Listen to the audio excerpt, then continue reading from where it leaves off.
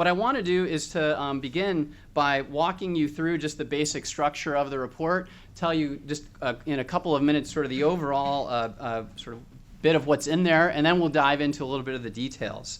So there are three main sections, as you can see. We have an opening section that examines principles as just an issue area on education policy agendas. As Will mentioned, there are lots of different issues competing for attention at the state level in education and in other areas. Principles are one of those pieces, and we have some findings that sort of suggest they need to be higher on that agenda than they already are, and we'll talk about that.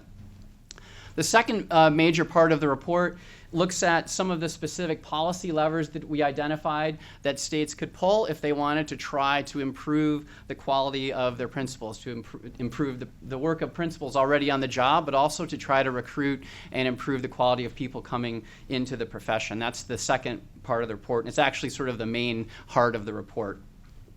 In addition, though, we thought it was important to talk about this third bit, which is state and local contexts, underscoring the point that every state is different. States are at different points along a spectrum of trying to improve what their principals do. And so before pulling any one lever or combination of levers, it's really important for state policymakers to have an understanding of what the context is in which they are pulling it.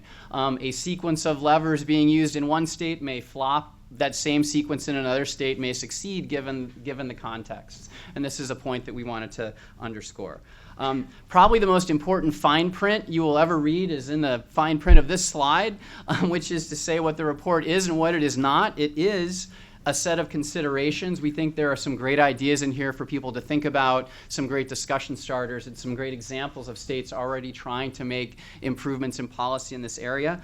But it also is not, and we'll emphasize this, it's not a prescriptive recipe for success. So there's no 5-point plan rolled out over 10 years that will get you to, quote, move the needle on student achievement by some amount. You won't find, if this is what you want, you won't find it in here. That's not what this is about. And it's really not the reality of the making of state policy in a country as sort of fragmented and diverse as the United States.